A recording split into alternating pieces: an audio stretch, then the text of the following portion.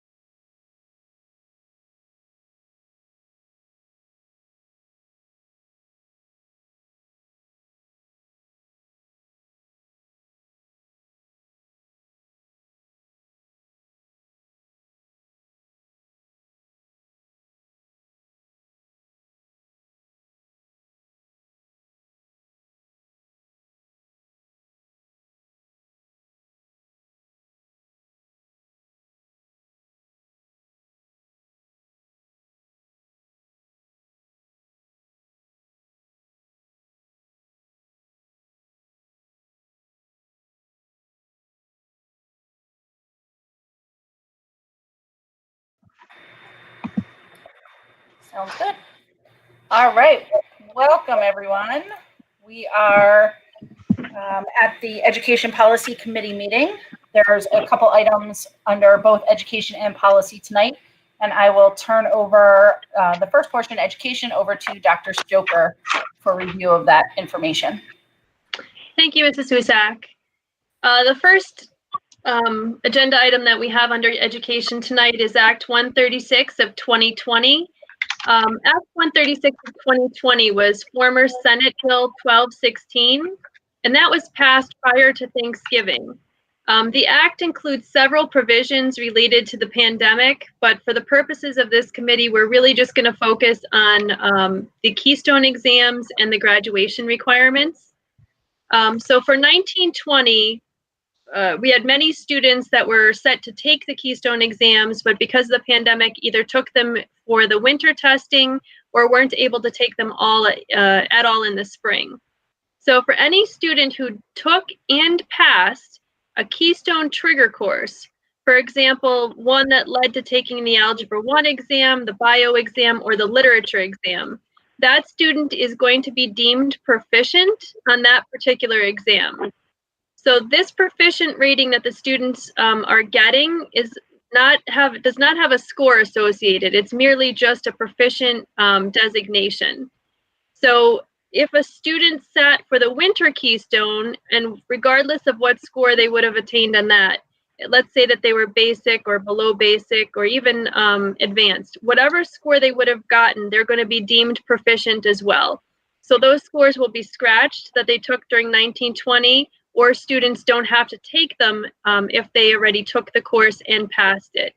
Again, this is only for 1920, only for students who passed the associated trigger course.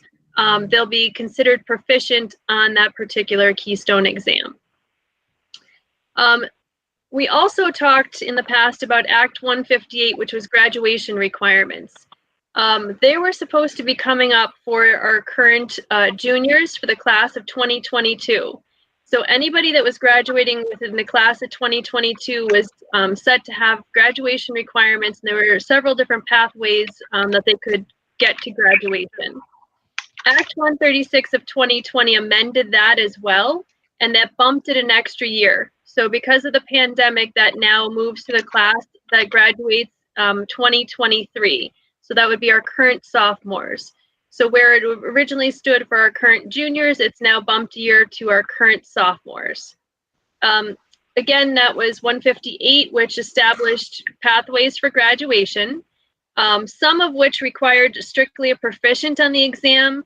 Some of those pathways required a cumulative score, and some used other methods for graduation. For current sophomores who may need a numerical score on the Keystone in order to graduate, they are able to take that assessment again. They can either sit for that coming up in the winter or in the spring, or they can even take that further down the road. But it would only count towards graduation.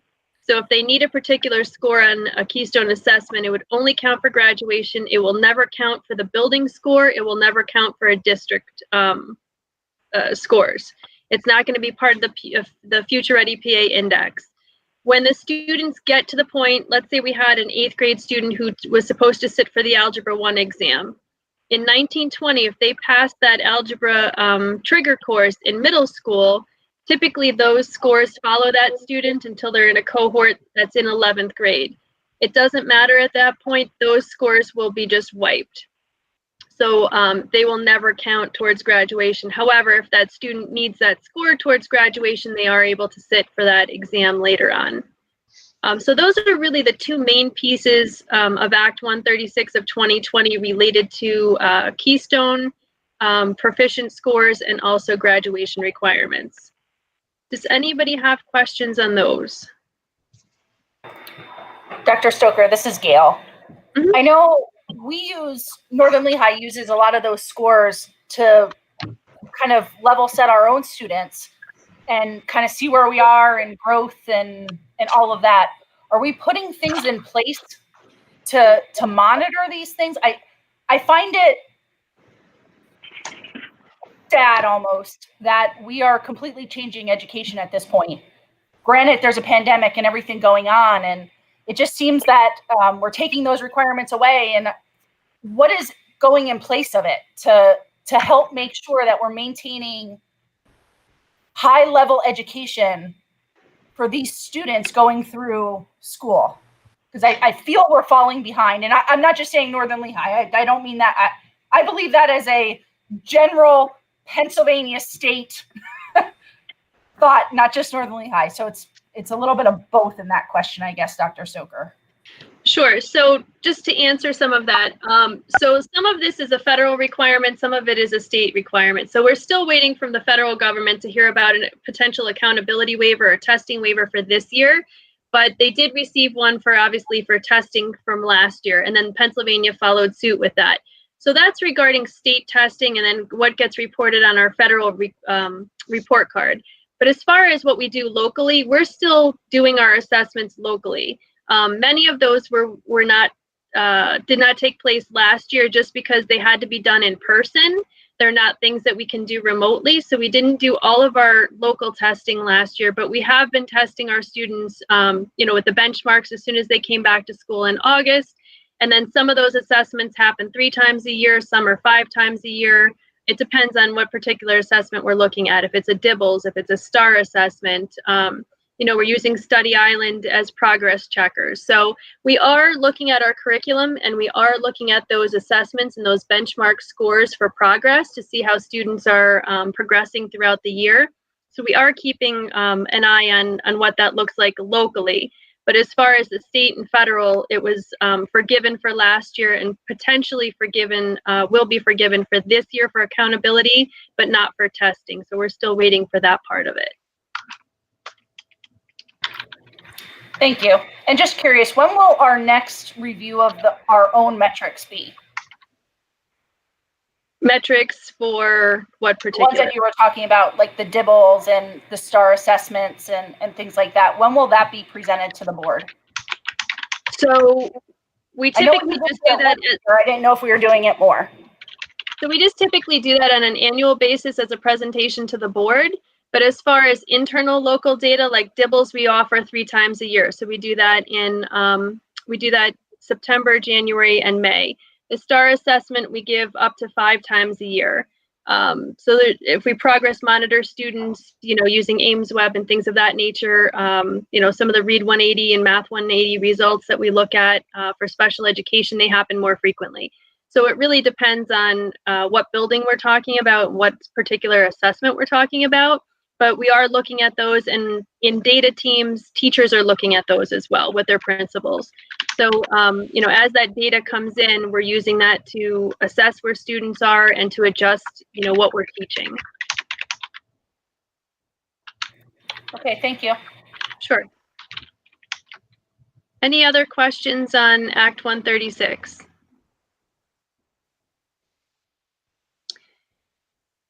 Okay. Hearing none. Dr. Stoker, I just asked that you shared a lot of information there. Can you please tomorrow drop your notes into that section of the agenda for the minutes? Sure. Thank you. Mm-hmm. The next topic that we have under education is an overview of assessing the online platform from a family perspective. We've talked about this in education policy. We've talked about it at our curriculum council and even at the board level during some of our board meetings. We've had some family feedback regarding what that looks like at the end user's perspective. So we've asked our principals to talk a little bit about some of the feedback that they've received from any of our stakeholders, whether that's students, parents, teachers posting things, what does that look like in each of the buildings, just to kind of keep a gauge on that. So I'm going to start with Peters. If Mr. Schneiderite wants to talk about what that looks like at Peters. Sure. Thank you, Dr. Stoker, and good evening, everyone. It's a pleasure to see you all, and Happy New Year. At Peters Elementary School, we've been able to provide a number of opportunities. Mr. Pine and I work very closely as a sort of a united elementary school front. So we've been working over the past month plus on offering a number of opportunities based on some parent concerns regarding both technology as well as accessing the online platforms. Mr. Pine and I worked together to provide parents with Evening sessions regarding increasing student engagement in the virtual environment. First one was led by Mrs. Bile, who's an elementary school teacher at Slatington. The session was called Supporting Your Child in the Virtual Environment, and it occurred on Wednesday, the 19th of November. It was amazing, and Mrs. Bile, if she happens to tune in, again, I'll give her huge kudos, very well attended. After that, we led separate sessions entitled Parenting Through Crisis, which were led by the Center for Humanistic Change, which is one of our partners at the Northern High School District. They did a presentation for Peters Elementary School on December 1st and for Slatington Elementary School on December 2nd. So we've been focusing a lot on that student engagement piece, and now we're trying to focus and make a switch into more of a focus on the instructional piece. After the new year, we're planning sessions on Eureka Math, which Mr. Pine is organizing. And of course, as you know, the Eureka Math is the new curriculum at Peters Elementary School and at the middle school. And of course, has been, I think it's Slatington now for 4 or 5 years. And I'm currently working to create a number of sessions focused on reading strategies for young readers, and hoping to incorporate a school-wide reading initiative at Peters. I'm currently working on organizing that as I'm trying to bring in some outside groups to support that. And my hope is to get that up and running February or March. Mr. Pine and I continue to hold meetings on a monthly basis with parents to hear perspectives from all the families. I love those meetings. They're called their family engagement meetings. Our next one is on Tuesday, January 19th. Some of the topics we've discussed this year have included hybrid versus the remote learning model, live streaming, and our school-wide positive behavior support within the current instructional model. Elementary school parents have the option at all of these meetings to submit their own topics for discussion as part of the meeting. And from the Peters perspective, there have been significantly fewer parent phone calls and concerns over the past month. Obviously those are still occurring, but it's not the deluge, I'm not sure how I'm saying that correctly. It's not the overwhelming number that occurred at the beginning of the school year. The big challenge we're looking at right now is related to the number of students who've been switching into that 5-day model, because if you recall, at Peters Elementary School, we have one teacher at every grade level, kindergarten, first and second, who are teaching the 5-day only students, while the rest of the teachers are teaching the hybrid students. As more and more students are enrolling into that 5-day model, it's lessening our class sizes, but it's also putting a big burden on one teacher who's now teaching a lot of students. So we're looking at ways to address that. I know at other schools, they're basically having the students just stay within that class and live stream as part of that live engagement with that teacher. That's a little more challenging when you're working with 5-, 6-, and 7-year-olds, because they require a little more hands-on instruction, and the technology for a 5-year-old, let's say, isn't as easy as it is for a 12-year-old or a 14-year-old. So one of the things we're looking at is how to engage in that potential problem as we move forward. I'll turn it over to Mr. Pine. Good evening, everyone. So the only thing I would add to the beginning part, Ms. Schneider really covered a lot of the things that we've been doing over the past couple months to sort of really amp up our support of families and parents and provide workshops and education. Ms. Corey DeBilio is going to be running a Eureka Math workshop for our families. I'm definitely looking forward to this. We are still working this week on kind of refining the focus of that, because we're trying to make it broad enough to attract a wide audience, but then narrow enough to be practical, to be useful, and really help parents and help families understand, I think, the question that they've been asking for a long time, really, which is, how do I better grasp this new way of doing math? So I do very much look forward to that. I would echo what Mr. Schneiderite said in terms of, parent concerns, parent confusion. As we sort of move through this past month, it's reduced dramatically. I think that a lot of the efforts have helped. I think that honestly, beyond that, though, a lot of the work that our teachers have been doing and that our families have been doing to communicate and work together to solve problems is paying dividends. There are still pockets of issues, of course. I would say that we're down to about 5% of students that we're sort of identifying as continuing to have issues with attendance or with work completion. It ranges from 5 to 10 in a given 2-week period. And we've really gotten to the point where we're working very individually. I was actually talking to a grandmother today, and we're really working out how can we develop a plan in order to make sure that that student continues to learn even through these difficult times. As we've moved through December and into January and we moved to the full virtual model, that kind of fell in time with a period where we were seeing a lot of families begin to shift that way as it was. As a matter of fact, we were sort of starting to move towards a tipping point. I would say that the move to live streaming was a real blessing as we moved into the end of December, because it's now allowed us at Slatington, we are having students who are moving into fully virtual, or at least were prior to the current status. We're moving to fully virtual. We're having them remain with their classes and remain with their existing schedule. The live streaming makes us comfortable and confident that they're able to get access to the teacher, they're able to get access to the instruction, that they would need to do that. And before we were moving them out of those classes so that they had that dedicated virtual teacher. The other upside to this is that as we do begin look towards reintegration of students, as we have students shift from virtual back into the hybrid model, that will run much more smoothly than it did through November and December as we were trying to balance all of those possibilities. I think that's all. So I'll pass it on to Mrs. Chamberlain. Hi, good evening, everyone, and Happy New Year. Since the beginning of the school year, the middle school has consistently used Google Classroom. Parents of full virtual students from the start were asking for live streaming. After Thanksgiving, with the start of live streaming and the fact that we maintained our regular schedule and not even changing Wednesday either, parents were happy for the option and flexibility it provided. There have been minimal issues with parents understanding how to utilize the Google Classroom. And when there was an issue in the beginning of the year, it was explained to them on an individual basis. Any questions now tend to regard to attendance, and again, it's handled on an individual basis. The students who attend the live stream classes enjoy and appreciate being part of the classroom and interacting with their teachers and peers, and seems to be very well. At the middle school, as both gentlemen had stated, our students who are full virtual have their regular classroom schedule and they follow that. So that's what our students are used to been doing.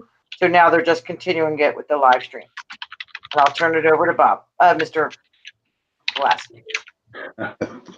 Thank you, Mrs. Chamberlain, and Happy New Year again to all. Our online platform at the high school has remained consistent with the exception of live streaming, which became a staple on December 1st. Parents are generally pleased with the live streaming addition to our teaching strategies. Consequently, this has led to many more parents requesting that their children switch to the virtual option since Thanksgiving. They feel that it allows their children better access to the teachers while being safer at home. Teachers have, students have expressed some mixed feelings about live streaming, but are generally positive. Those concerns range from adjusting their work schedule to not being able to sleep in as late as they'd like to at times. So with that being said, that's all I had to add to Mr. Schneider, Mr. Pine, and Mr. Chamberlain. Thank you, principals. Anything else to add from anyone or any questions? This is Bob Keegan. I do have a question. Do we have any data on how many parents are participating in the evening trainings and workshops? Mr. Keegan, we do have that information. We're taking attendance to some extent in the workshops. I would say that the workshop that Mrs. Bile presented, I can go back and we can look and see how many people actually attended, but that was pretty well attended. We had the Center for Humanistic Change came and did a workshop for us. Unfortunately, we did not have a whole lot of people attend that. I think we had one parent from Peters and one parent from Slatington for that one. So we're hoping for additional members of the public or families to attend. We have been getting pretty good, steady attendance at the family engagement meetings that the elementary principals hold each month. I'd say we have probably a handful of parents that attend those meetings every month. Okay, thank you. Sure. Mr. Hill, are there any questions on the on your end? Nope, there are no questions at this time. Thanks. Okay. All right, then at this point, I'll hand it over to Mr. Link to talk about the instructional model. Sorry. So the agenda item there was a second quarter instructional model. That was a little bit of a mislabel. It's more of an update on the current instructional model. We still are in the second quarter. As you remember, we have transitioned to the fully remote model effective today, and that will be in place through January 15th. That was done in kind of consultation with the Department of Health and their epidemiologist team, and looking at the trends that we had in between Thanksgiving leading up to winter break. I'm sure you remember the frequency of the notices that I was sending out spiked during that time period. In particular, Slatington Elementary School had the highest frequency of cases within that time. And then we're looking to avoid a repeat of that trend coming off of a break now in this 2-week period.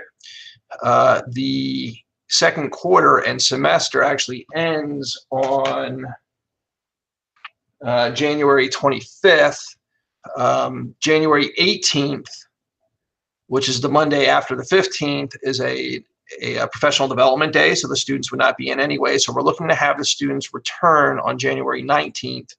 We will continue to monitor cases of reported cases of positive students or employees this week and through the beginning of next week, and then we'll make a final decision as to whether we will be able to return on the 19th, but our hope is that we will be able to, and that this kind of 2-week pause of people being in the buildings and congregating will help us to continue to reduce the number of cases. As far as what the second semester looks like, we're obligated to follow what we said we would do in the attestation statement, which would be we could continue in a hybrid model as long as we can avoid the thresholds that would trigger or force us to go to the fully remote model for small school criteria, which all of our buildings are in the small school criteria. We're hopeful that before the school year ends, that we can return to a 5-day in-person model. It's too early to make that decision. Right now, our target date is the 19th to return to the hybrid model. Any questions on the next couple weeks? Or even I can try to field or respond to long-term questions. I don't know that we have enough data to support, where we may be in a month or 2 months.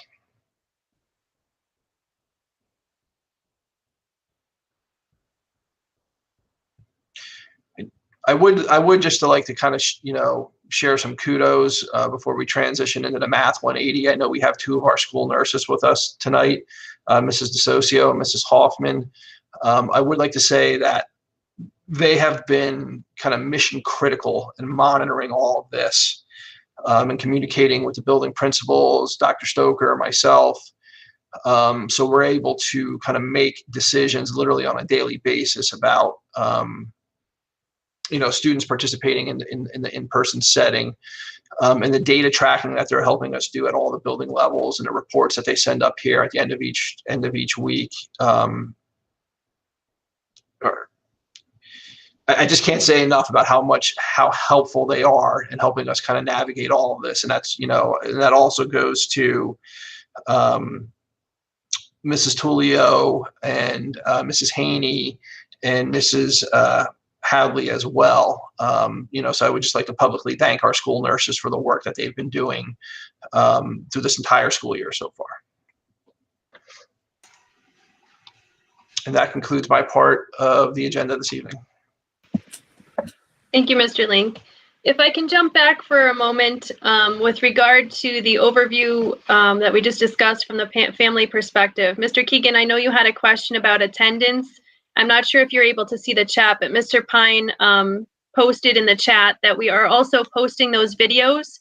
So if families are not able to participate, real time in any of the workshops that we are holding, we do post the family engagement sessions and the other workshops that we were able to post to our website for anybody else to go ahead and see what's been discussed.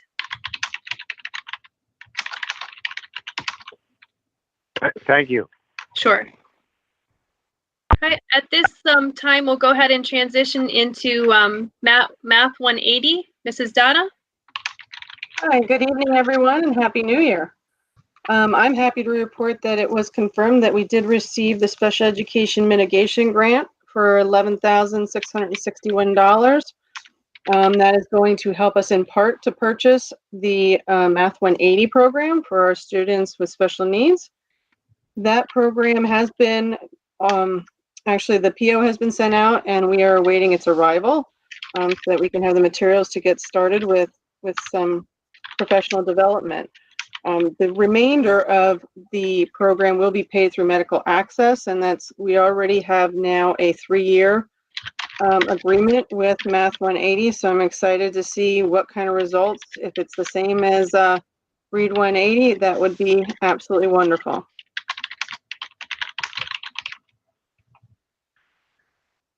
Mrs. Dada, can you share a little bit specifically about what the Math 180 program does for our students? Well, it's a replacement curriculum for those students who are below grade level in mathematics, just like the Read 180 does. It monitors them and gives many quarterly reports as well as individual reports on skills so that the teachers can better direct their instructional time. There's also a part on the computer that is self-leveling for each student so that it is not frustrating and it keeps them on task. So it will rotate very similarly to Math or Read 180, which is they will have direct instruction. They'll then do some independent as well as computer programming work, and then they will come back together as a group to review that skill. Thank you. Thank you, Mrs. Dada. Does anybody else have any comments or questions for the education part of our agenda this evening before we move into policy?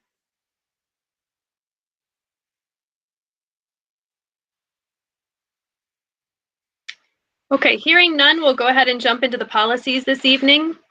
Our first 3 policies this evening are regarding health, safety, and general well-being of students.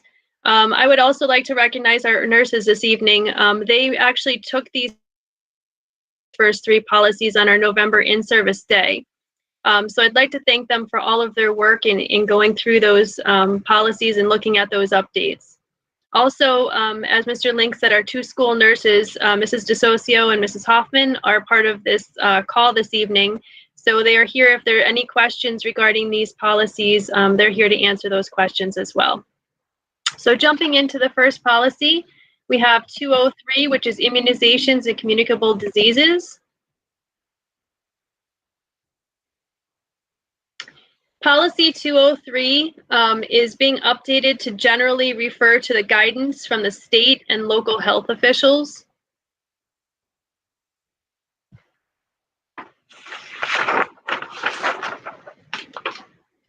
If we look in the first section, again, as we talked about last time, the changes in the policies look a little bit different than they have in the past. We're using board docs rather than doing it by a Google Doc.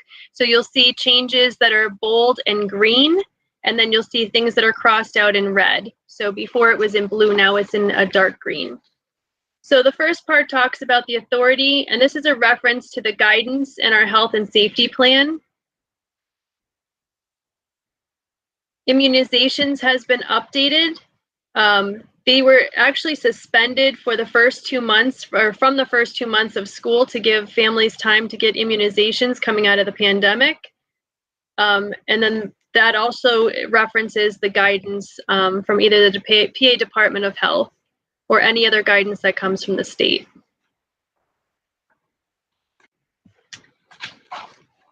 Scrolling down, this is new language on communicable diseases, stating that students may be excluded from school based on regulations from the PA Department of Health for specific diseases and infectious conditions. So this is an update from what has been in there previously.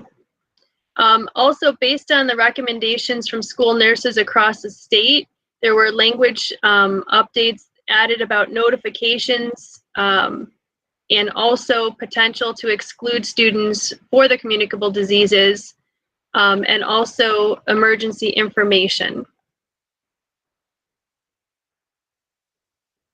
Scrolling down, again, there's a reference to the board-approved health and safety plan that's been added. A discussion that this is related to board policy. So it talks about instruction relative to communicable and life-threatening diseases in accordance with our policy. And then on the last page, there was language on health records was updated for consistency with revisions to policy 209, which is our health examinations and screenings. And then the district can disclose information from health records in times of emergency when it's necessary to protect the health and safety of students or others. Do we have any questions or any comments on those updates?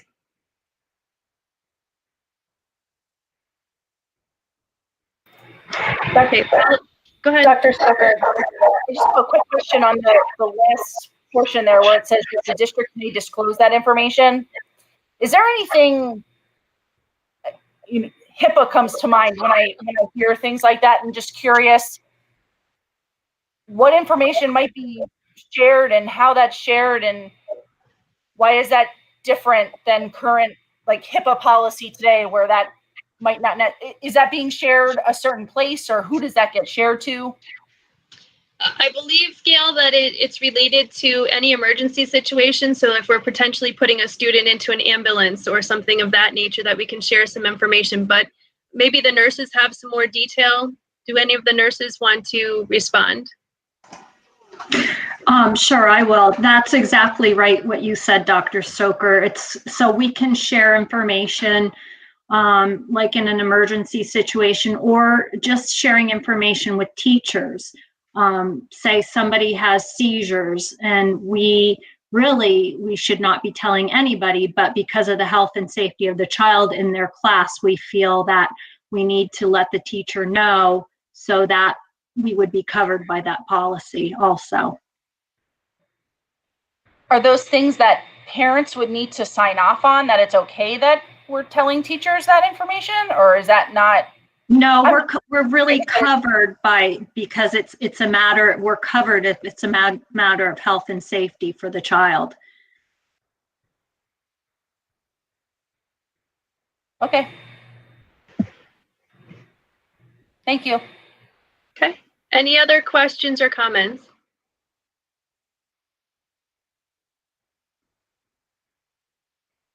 Okay, and just that policy 203 is being recommended for legal liability purposes.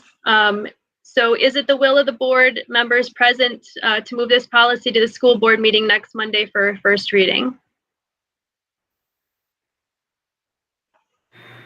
Members of the school board present? Any input? I'm fine with it. Yep. Mr. Keegan?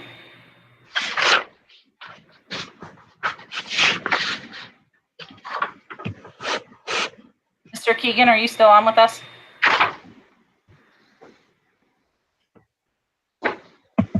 Yes, it looks like he's still on. You are muted right now, Mr. Keegan. Yes. Thank you, Mr. Keegan. Dr. Stoker, we're fine with going to first reading on policy 203. Thank you, Mrs. Husak. Our second policy this evening is number 209, which is health examinations and screenings.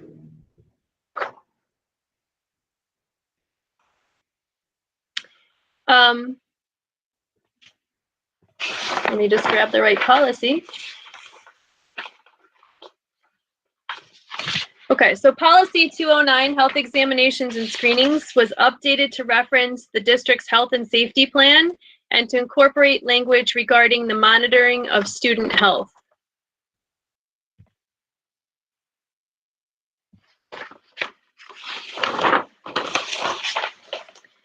In the first section under authority, again, this was updated to include the health and safety plan reference and also the monitoring and screening of student health. If we continue down the next section where there's some edits, where we had medical examinations, that was changed to more general to health examinations, and that's done throughout the policy. And then where you see his or her, that was made to be gender neutral. It says the students or also parents or guardians. So that was changed as well.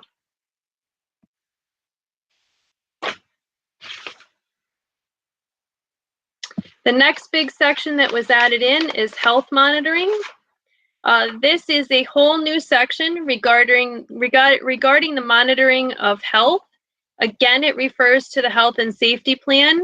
It talks about the possibility of having a religious exemption. So if a family would like to opt out for religious reasons, it discusses that, but then says that, there may be health issues that we need to look at regardless of whether or not there is that religious exemption.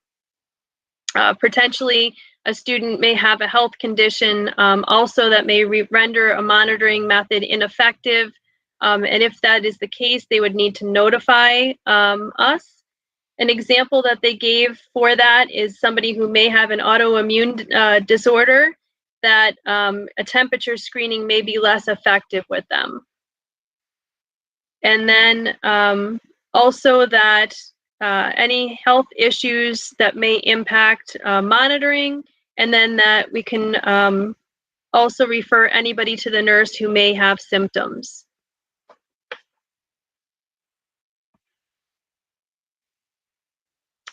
Further down under delegation of responsibility, problems was changed to concerns. So it's not health problems, but health concerns. And then school nurse was changed to include or designated staff. And then the last part that was added, that the superintendent or designee shall ensure that notice is provided to all parents or guardians regarding the existence of and eligibility for CHIP. So we do have that information posted on our website. We do notify families, and when we have registrations, new registrations coming in, we also give that information to the families as well. Any questions or comments on this policy?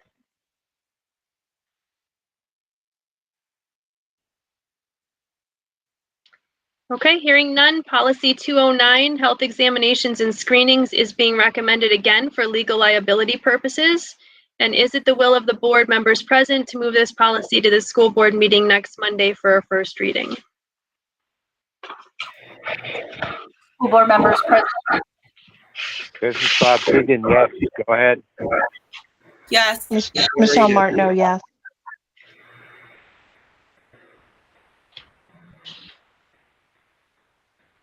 Mr. Fedorcha?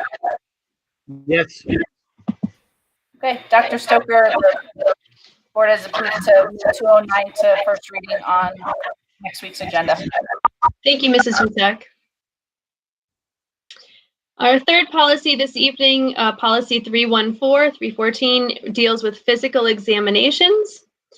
This policy is being updated to reference the district's health and safety plan. It's also being updated for definition and language regarding health monitoring of staff this time. So under purpose, let me jump into the policy.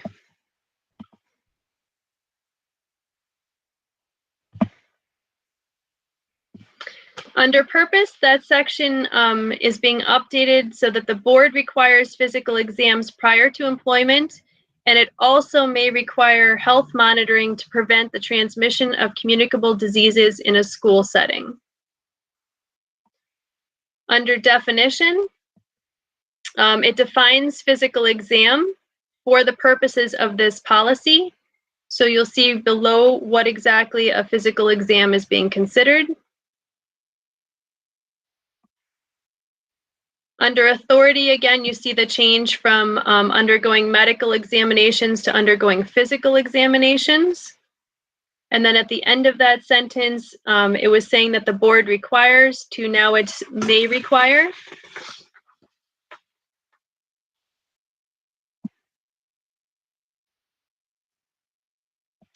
In the next section, this deals again with religious beliefs, but again allows for certain conditions to warrant an exam. Under health monitoring and communicable diseases, again, that's a completely new section. It deals with our health and safety plan. It talks about communicable diseases, much like the other two policies do. It also talks about existing medical conditions and how they certain methods of monitoring may be ineffective, that they should notify, staff should be notifying the district when those are the cases, and that anybody that's an employee that's exhibiting symptoms that indicate health concerns shall be referred to the school nurses. And then there's discussion about possible exclusion from school or from work due to that. Again, under delegation of responsibility, it's changing from medical to physical examinations. And then the last sentence talks about medical records and other health information of an employee being maintained, and that must be confidential and also must be kept separate from the employee's personnel file. Any questions or comments on this policy?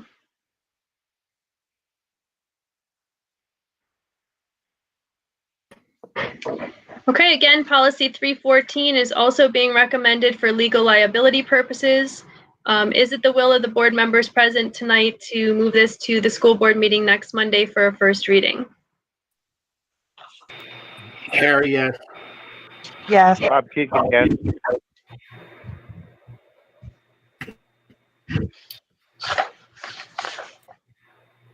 Dr. Stoker, go ahead and move policy 314 to next week's agenda. Thank you. Thank you. And again, I just want to thank all of our nurses that put time in on our in-service days to update them. They really took a hard look at what PSBA was recommending and went through all of those policies in pretty good detail, to see if they fit with our district. So thank you to our nurses again for doing that and for being here this evening to answer questions. Thank you, Dr. Stoker. Thank you, Dr. Stoker and Mr. Link, for all your help too, also. Thank you. Appreciate it. Thanks. Our last policy this evening is 815.2, and this deals with live streaming video. This one's a little bit different from the other policies that we discussed this evening. We thought it was important to have a live streaming policy if we were going to institute the practice in our educational modes. PSBA does not have a model yet for this, however, but through our tech pool council that's run through CLIU 21, Sweet Stevens Katz Williams law firm did provide a sample policy to districts. So we actually use this as the basis for Northern Lehigh School District's live streaming video policy. 815 for us is our acceptable use policy. 815.1 is our social media policy. So this would fit in as 815.2, this live streaming video policy. As you will look through this policy, or have you looked already through the policy, you'll see that everything in here is brand new. So this is a brand new policy to the district. I will point out, though, that this policy was changed a little bit by our administrative team as we went through and considered how it impacted our district. So I'll highlight all of the changes, but then I'll highlight specifically where we deviate a little bit from what the law firm had suggested. So initially, the purpose is to have essentially a live streaming video policy. So that's the purpose during this pandemic, and even if we decide to move forward with that beyond the pandemic. The delegation of responsibility is that of the superintendent, but then again, there are designees that could carry out that as well. Where we differ from other districts is that we decided to make administration, if you look at that second line, shall delegate to administration the right to enforce this policy as well. We figured as far as live streaming, it may look different in buildings. So we gave that authority to the principals, to our special ed director, to our IT department as well. They may all need to have input at some point regarding what this looks like. The definition for live streaming video is there. Further down, the guidelines. So when students are allowed to live stream, which essentially is just when something is open to the general public, they cannot live stream during school. And if they're looking to live stream at other times, they would have to get permission from the building administrator to do so. With regard to employee initiated live streaming, the board authorizes the use of live streaming video for instructional and other educational purposes at the direction of teachers, administrators, and other employees if approved by the building administrator. As we move into the next page, it talks about any in-school use of live stream video by students, if that is something that is approved, would be supervised by a professional employee or administrator. The next one talks about sharing of live stream and what the limits of that are. The next third paragraph down talks about live streaming of video for classroom instruction and distance learning, and then how that will be used. The next paragraph is notice to students. So we have to allow students to know that there is live streaming going on and that they may be captured as part of that live stream. That live stream shall be set up to virtually capture the teacher or the facilitator. That could be an instructor, a therapist, whoever is actually facilitating that for the district. But there's a chance that students may unintentionally be captured as part of that as the person moves around the classroom. Obviously, that's not our intent, but there's a possibility that that may happen. The next one talks about videos of distance learning live streams are the property of the district. They are, students are prohibited from reposting such videos on the internet or doing anything with those as far as removing them from a classroom management system, sharing them with other individuals, and so on. The district's media release forms do not prohibit a student's voice or likeness from appearing in the video. So we have forms where students can opt out of pictures that go into the newspaper or are published in different ways. This does not include live streaming for students. Students who access academic instruction via live streaming shall be considered present for attendance purposes. So that talks about how we're going to track attendance for students who are learning remotely or virtually. The next one is live stream of school district events that are open to the public. So public events can be live streamed, but there are exceptions. Some of those exceptions are listed there. One of which is if we have any copyrighted material for musical performances, theatrical performances, or any other material or performances in violation of the copyright law. That was part of the original policy. In talking with our athletic director, Mr. Geist, he also alerted us to anything that's related to sports. So districts 11 and PIAA have certain policies about what can be live streamed and reproduced through them. So again, this is a part where we differ from what was originally put in there. We did add into this policy that the board also prohibits any broadcasting, webcasting, or publishing of contents prohibited by District 11 or PIAA in accordance with their broadcasting policies. And then we referenced where that could be found. The next section of live stream video in lieu of homebound instruction. This is an option that we would have under this policy if we need to use that. Again, this is standard for what came in the policy. If you look at the very last bullet point, that was something that we added as a district. So these are provisions to use for homebound if we choose to do so in the future. The last one we said would be input from the student's IEP team or Section 504 team if applicable. So if a student falls in either of those categories, that we would decide whether this would be appropriate for their homebound instruction or not. The next paragraph, again, talks about attendance, but this is attendance looks very similar to the other paragraph, but this is just specifically to homebound instruction. The next paragraph talks about telepresence robots. So these, for those of you who don't know what a telepresence robot is, it's a remote controlled wheel device with a wireless connectivity used as a stand-in this case for a student when they would not be in class. So if a student can't attend physically a class, they may have a telepresence robot that would attend class for them. And this paragraph allows for that. We sometimes may have a student, especially with a special need, who may have a telepresence robot. The next section deals with live streaming video for routine illness and absences.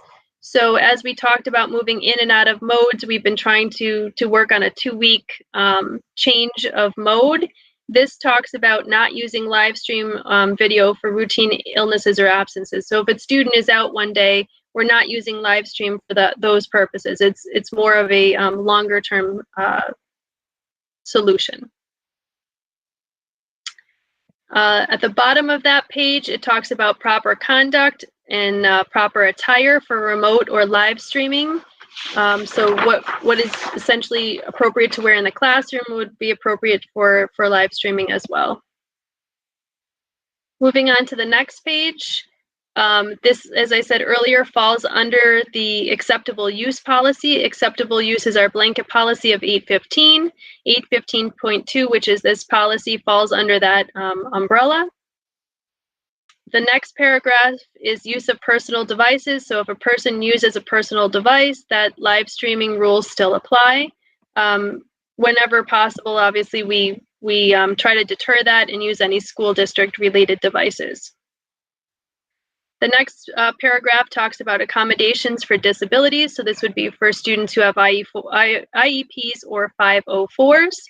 That nothing in this policy shall affect the provisions or use of live streaming as stated in one of those plans that they may have, either the IEP or the Section 504 agreement. The next paragraph talks about penalties for any violations of the policy. And then the last one would be development of any administrative guidelines related to this, and then how we communicate this out. So in each of our buildings, this looks a little bit different. So we are developing more specific guidelines in each of those buildings to be shared out with regard to live streaming. Any questions or comments on that? Dr. Stoker, this is Mrs. Martineau. I do have a question. And excuse me if I missed it. Does this policy cover any sort of guidelines for if live streaming is done when the teachers are live streaming from their homes? This would cover, yes, this would cover live streaming if it was, you mean if somebody was live streaming from their home as part of their class? Correct. Yes, this is any employee initiated use of live streaming. So it doesn't designate that it would have to be in a classroom, like physically within our building. It's general to that end. Okay, great. Thank you. Any other questions? Dr. Stoker, it's Gail. I just have a question in regards to the absence and when they're in person and not. There was a section that had made a designation that students who access academic instruction via live stream shall be considered present for attendance purposes during those hours during which they received instruction. However, later on down in the policy, in my mind and my thinking, it almost sounds like it contradicts itself where we're saying that if it's a routine illness or an absence, that they're not considered, that's not when it should be used. But if we're saying in the policy that if they're watching the live stream because it's available, is that considered in school or absent? And I guess I'm just looking for clarification for that. So when we initially talked about the educational modes and transition between educational modes, we knew we didn't want to have students jumping back and forth between various educational modes. So we said that there had to be a 2-week wait from the time student enters a particular mode, then they would have to be in that particular mode until they transition to a new one. So we're allowing students to be considered present so let's say that there's live streaming going on in a student's 5-day virtual, and they're attending, as part of that 5-day virtual mode that they're in, they would be marked present. However, if a student just happened to be off sick one day or, kind of is in the hybrid mode, but is out sick, they would not be able to just watch the live stream for that particular day and be counted as present. So it's for the mode that you're in particular, and we have different codes for attendance within each of the buildings for that, but it's not just for a student who is, not coming into the building for one day here or there. Does that clarify it a little bit, Gail? It does. I'm not sure that what you said is stated that way in the policy. I just think it's unclear. Because the way that it states it up front, it says students who access academic instruction via live streaming shall be considered present for attendance purposes during those hours during which they received instruction. Nowhere in there does it say that they're normally hybrid, they're normally fully virtual, they're normally 100% in person. It's just saying if they access that academic instruction, they're considered in attendance. But then later on, it sounds a little bit different. And we can take a look at that again and try to clarify that. It I think opens up the door, and I'm just, I think that's a good idea for us to clarify that. I think in our minds, administratively, when we were looking at it, we knew exactly what it meant because we've been talking this language since March. But if you put it through the lens of a parent or a grandparent or someone that's supporting the student at home, I think we can tighten that up a little bit. Participating via the live streaming when assigned to the fully remote model or approved by, the principal. But I think we can clean that back up for clarity's sake. Yep, we can definitely do that.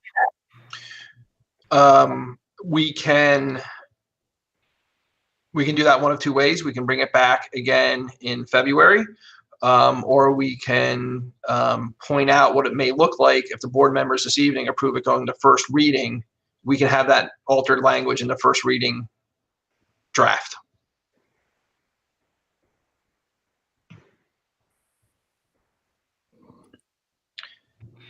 So policy 815.2 is being recommended by the Northern Lehigh School District Administration as we're engaging the practice of live streaming. Again, this is not a PSBA policy, but it is a policy that was developed by a law firm. Is it the will of the board members at this time to move it to a first reading to the school board meeting next week with the changes that we discussed, or would you like to postpone it until February to the ed policy meeting? This is Gary. What you're saying, Mr. Link, is that you will take this back to the group and rewrite it or reclarify or whatever needs to be done prior to the board meeting Monday night, and sending another copy of that then as a first reading. Is that what you're saying? Correct. We can make the sections regarding attendance more clear, and we can bring that for a first reading to the board meeting on Monday if that's the board's will. I see no problem with that. Bring it as a first reading. That's up to you, Gail. I guess just in an attendance question, are we choosing to? Is it difficult to identify when a student is present for attendance purposes. Is that why we're putting that in there, to say we don't want them to use this for any other purpose other than when they're fully virtual or when they're instructed to be virtual? Is that— Yes, because the attendance tracking becomes difficult if a student just decides to stay home that day and says, I want to learn virtually instead of, my normal hybrid schedule, or, they're out for an appointment and they jump in for half a day. It becomes too difficult to track attendance. But if we know what mode they're in, then we have attendance codes to track the students on a more kind of not permanent basis, because it still is flexible, it is fluid, but at least that 2-week window, we know where they're going to be. Okay.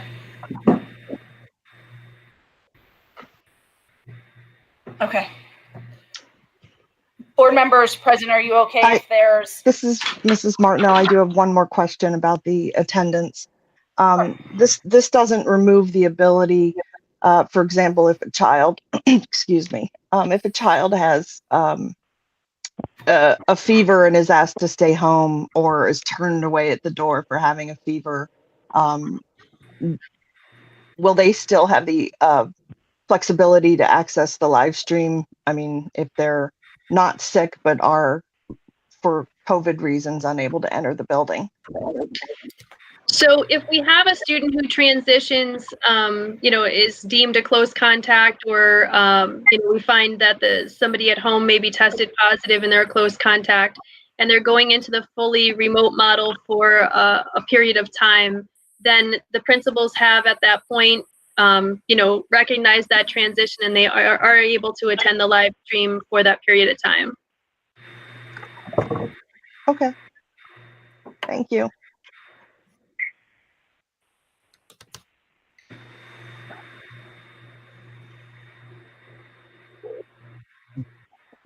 I'm assuming we're going to move this to the first reading with the potential corrections. I'm waiting for the others. Yes. Yes. Yes. Yes, Dr. Stoker, you can go ahead and move this forward with the amendments in regards to attendance. Okay, thank you, Mrs. Husak. And we will try to get those changes made if we can by Friday and communicate it out to the board through our weekly update. And then they'll be on all of the policies will be on for a first reading then in next Monday. Thank you. Are there any questions, Mr. Hill, from the public or anything else on policy for this evening? There are no questions on our YouTube chat right now. Thank you. Okay, so at this point, that concludes the Education Policy Committee. So at this point, Mrs. Husak, if you'd like to adjourn our committee and we can jump into the other one. Sure. Just a reminder that our next meeting is scheduled for Monday, February 1st, 2021 at 5:30. I'm guessing same place, same mode of transportation, but hope everybody stays safe. We'll close the education policy and move on to extracurricular with Ms. Martineau.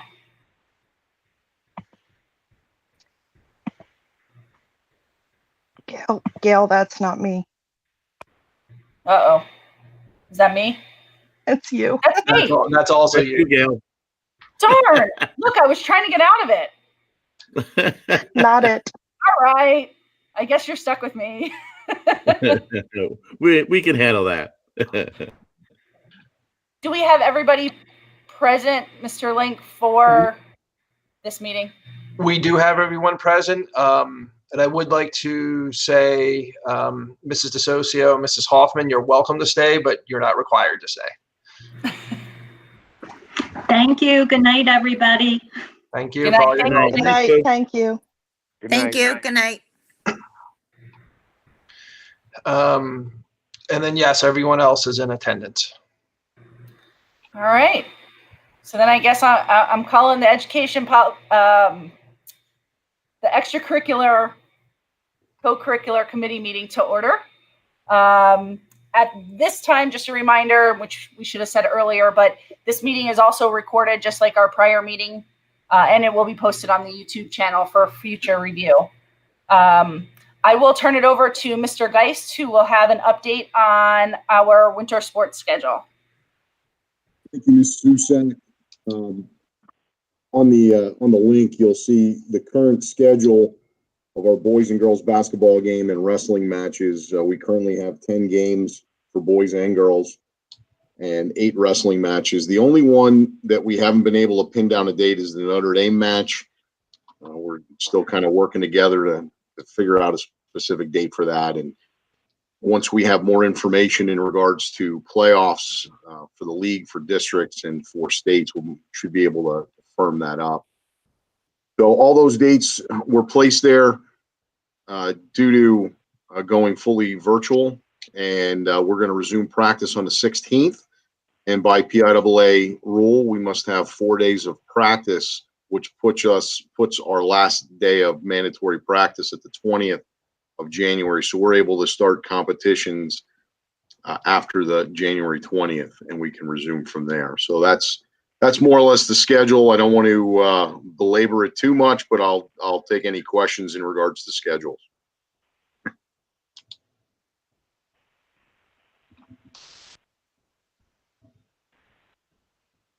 Okay, hearing none.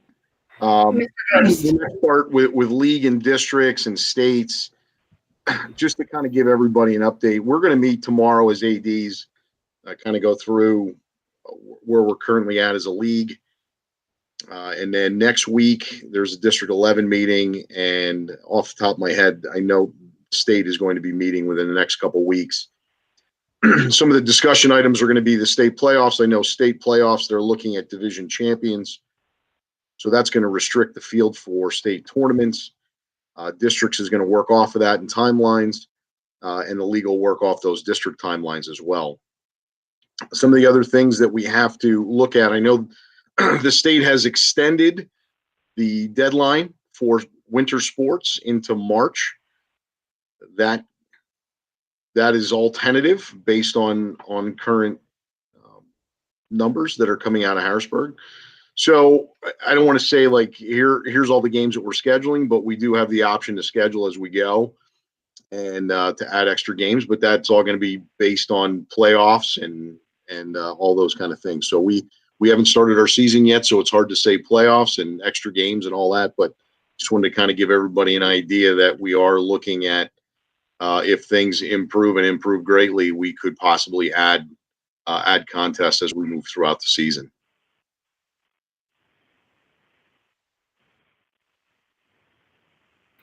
Mr. Geist, going back to the schedule, this is Gail. Going back to the schedule, is that January 21st date?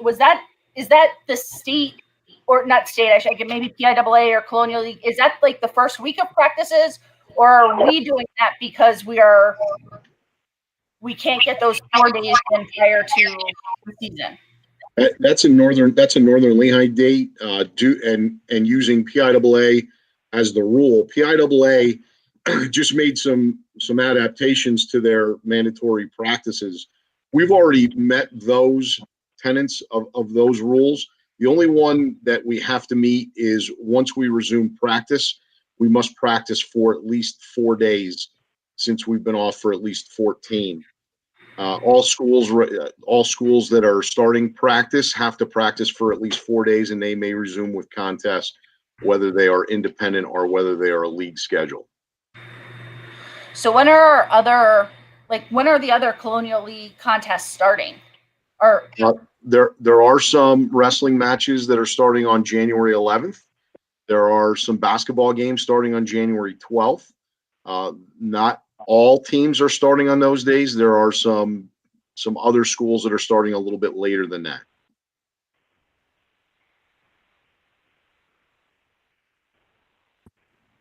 I guess I know there was a request by a community member just in regards to when practices can start and things like that. And looking at this schedule, is there any concern that only 4 days of practice and then going to 4 games in 1 week, will our athletes be safe in doing that? It just seems like there's going to be not a lot of in my mind, at least when I was playing before, basketball requires a lot of conditioning. And if you have teams that are conditioning for 2 weeks prior, athletes starting 4 days, and then going to play for 4 days straight, are we doing a justice to our athletes at that point? Well, that's an opinion. I could be swayed either way. I know our girls and our boys want to get out on the court and on the mat as quickly as possible. They want to play. I know our coaches want to play. But I know there's a lot of decisions and a lot of facts and a lot of information that goes into making that decision. The only thing I can compare that to is, during a snowy winter when we're off, we have to go all the way back to 96 or 93. I remember those days. Yeah, when we had well over a week off of snow and you end up having to schedule 5 games in 1 week, or sometimes 4, whatever it happens to be. Now, granted, in this case, a little bit different since we're starting a little bit later. Other teams may have a little bit of an edge in conditioning. So it could be deemed either way. But I know our kids want the first opportunity they can to get out and play contests. Sure. We all want, obviously, to play contests. I'm just more concerned about the athletes themselves and the rigorous schedule we're going to put them through if we're really only going to have them preparing for 4 days, which is my concern in the grand scheme of that. Some of the other things that we could do is, if that's a major concern, we could always continue to move those contests back. But before I make that recommendation, we definitely want to have some posties and hardline dates in front of us before we make those kind of rash decisions and kind of look at all that information. And we don't have that quite yet. Also, we have a process in place that the state has provided. Is if there is, and I think Mr. Link touched on this in the first meeting in regards to any type of cases in our small school setting, the process is already in place where we have to shut down, whether it's 3 days, 5 days, or 7 days. And that applies to a lot of the other small schools in our league. Some of the larger schools may have a different number, such as Southern Lehigh and Bangor. But at this point, we have a process in place, shut down based on any of those numbers.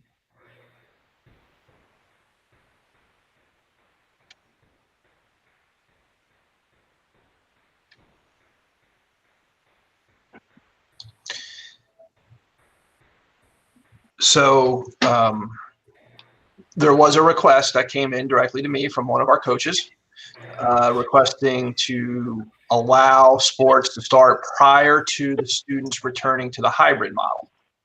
You'll recall that the reason that we went to today through January 15th is so we can monitor the positive case counts for that 2-week period based on the recommendations from the Department of Health.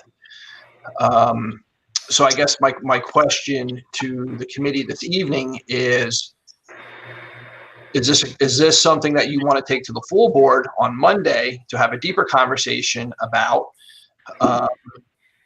And would you be comfortable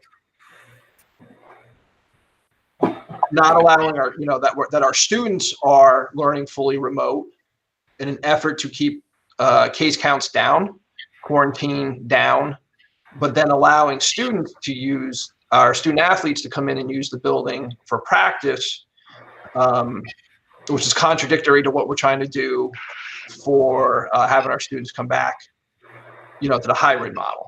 So some things that, you kind of have to balance both thought processes there. I think if you want to entertain student athletes to be able to begin prior to students returning to the classrooms, I would recommend that that's a discussion for the full board. But of course, I'll look to the committee this evening, the board members on the committee this evening, for how they would like to respond to that request.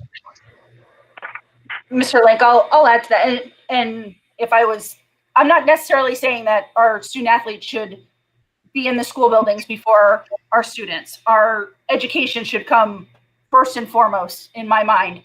And I think that's why I asked the question too of when the PIAA and other districts or other games are starting, and with Mr. Geist stating that they're going a little bit later, does it make sense that we're starting our games when we're starting our games?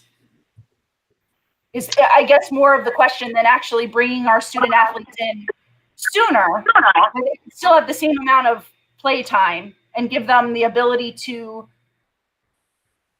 prepare themselves for matches appropriately and safely, and still monitor our district by keeping everyone in our community safe, not just, outside of their sports, obviously, or I'm all about that. So I'm thinking more on a extending the games versus bringing them in early. That was my original thought anyway. Thank you. Thank you for clarifying. Mr. Geist, I know that today the governor lifted the restriction on high school sports. Up to this point, school districts were not even supposed to allow their athletes to practice in a virtual setting. Would it be possible for our coaches to start doing like virtual conditioning? Sure, absolutely. And then is it also possible, I think, just to kind of clarify Mrs. Husak's question, could we take some of those early games and reschedule them until later so we have more time for actual practice?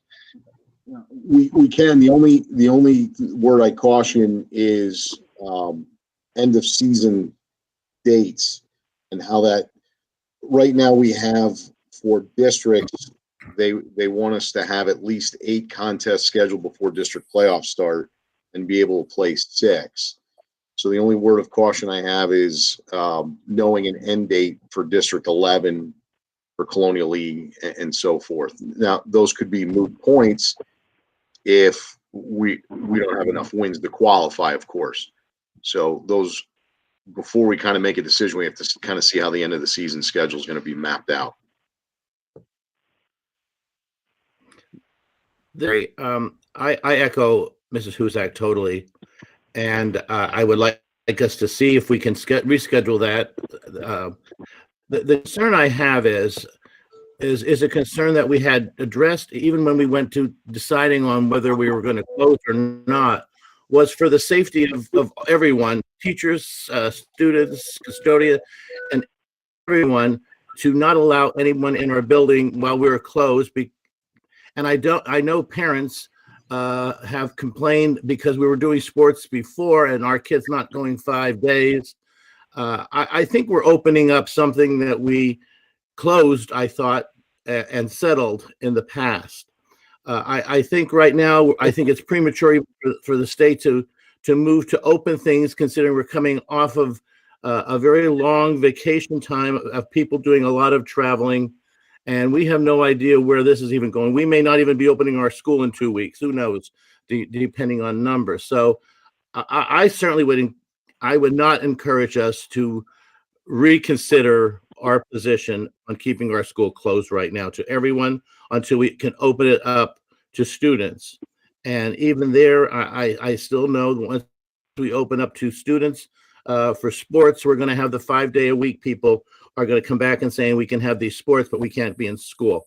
And we're not being in school for a lot of good, positive reasons until this whole pandemic settles down. So I'm opposing to looking at anything. And that's just me personally. I just need to say that we already went this route and we made a decision. I think we need to stay with it. Hi, everyone. I agree with Mr. Fedorcha. I just don't think it would be appropriate to not have students in the building to learn and then, have sports happening in the buildings.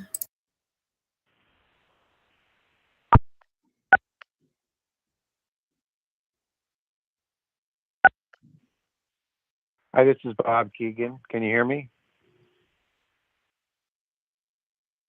Yes, Bob. Yes, we can hear you. I wasn't sure if I unmuted. I think we should go along with the recommendations of our athletic director and see how this plays out. I believe we should not have students in school practicing unless school is open, and we should stick to our plan. One case is going to shut the season down, or at least for 14 days, and it won't matter. So I just think we ought to go with the plan that our administration's recommending and see how it works out. I'm not opposed to virtual training. I mean, that's not in school, but it's not bringing kids in school where they can expose each other or expose families.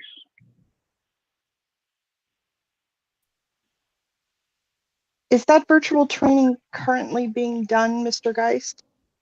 No, we can start that as early as tomorrow. Yeah, that sounds like a viable option. Excuse my throat. It sounds like a viable option to me in the interim to make sure that everybody's safe.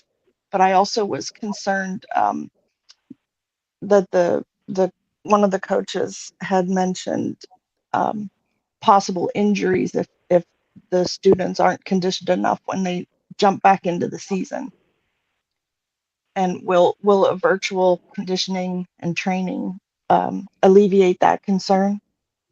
Well, we do have our health partner, St. Luke's University Health Network, offers weekly trainings for strength and conditioning, and I think our coaches should be able to get some good conditioning.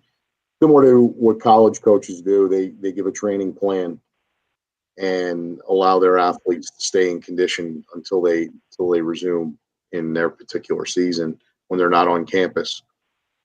Some coaches from other schools will have kind of a Google Meet or a Zoom meeting and see their athletes train, that kind of have a accountability, almost an accountability partner, just to kind of see them work through those particular things. So those are definitely options that our coaches could employ. Okay, thank you, Mr. Geist. Sure.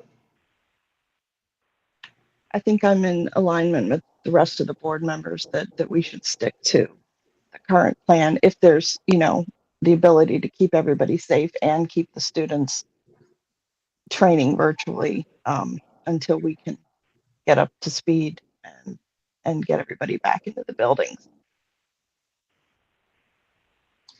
Mr. Geist, did you say that the Colonial League is meeting tomorrow? Is that what you had said earlier? Yeah, just athletic directors. It's not a full member meeting, but ADs, we try to meet about once a week just to see where all the schools are at.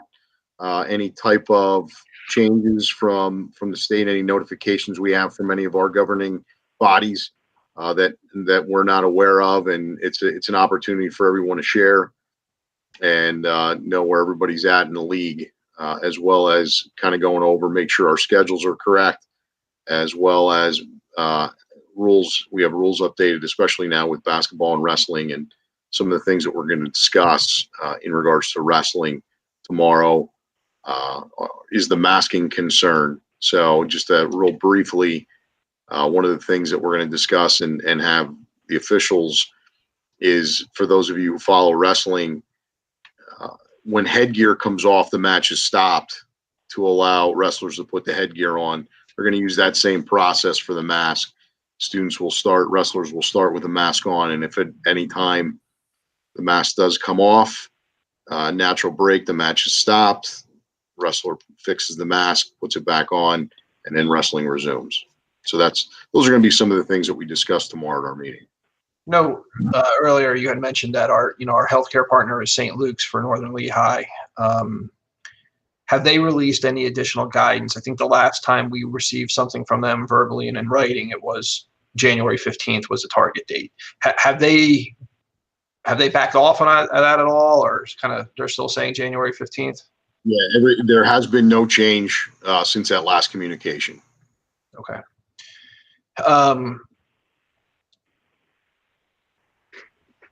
I think, Mr. Hill, is there any questions or comments from our viewership? We do. We have 2 questions, and we pretty much addressed them, but I'll just read them out if we just want to maybe reiterate the answers to the questions. It's from Aubrey Pollard.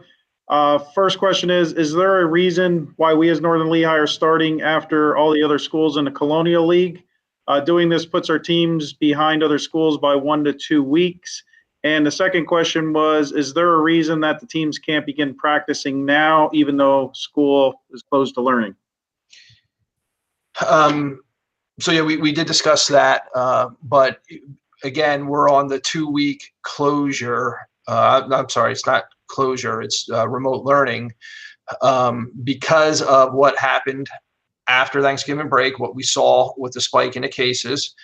And that was in consultation with the epidemiologist team from the Department of Health, made that recommendation to us as well.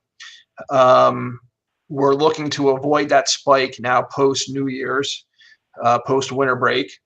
And then, so that's kind of the first part of it. You know, if we want our students to we want to get through that 14-day quarantine period to see if you know, students or staff are going to start popping up with cases, in which case we would have to return to quarantine anyways or go to fully remote per the attestation statement, which all districts, last I heard, every district in the state signed. And then I forget, what was the second question, Mr. Hill? It was why is there a reason why Northern Lehigh is starting after all the other schools in the Colonial League? Again, because we are on the fully remote for 2 weeks, which was a shutdown to students being in the building for instruction, any sort of extracurriculars, be it the arts, theater, student government, or sports.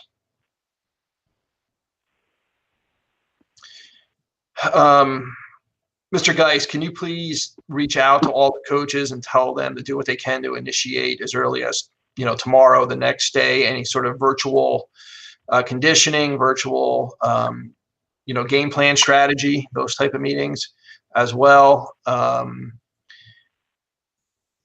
the board members present on the committee, is this something you would like me to put on the agenda for Monday, or just see if it comes up organically? I'll take your direction on that.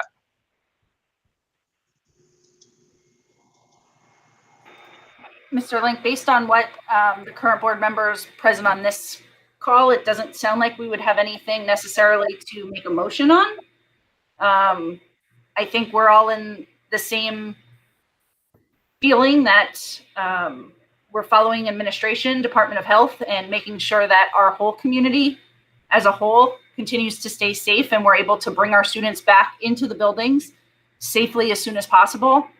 I think the important thing maybe is that Mr. Geis goes back to the teacher or to the coaches and allows that virtual training to start as an option. But board members, any other comments? Do you want it to be put on for discussion on the board meeting? This is Gary. I believe I did say no before, and I agree 100% with you, Ms. Huzak. I don't see really that there should be any changes, and I certainly would not vote for any changes. But again, I only one vote, but I do think that we really consider our rationale for doing what we did, because we're looking at the safety of everyone.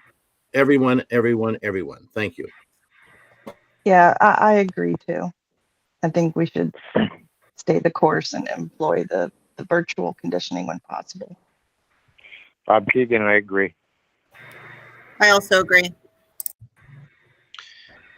Okay, thank you. I have my direction. And Mr. Geis, if you need any assistance getting that communication out to the coaches, you know, I would say work with high school administration to help with that. And you know, I look forward to hearing what how the conversations at Colonial League and District 11 go over the remainder of the week. Okay, I will take care of it. Thank you.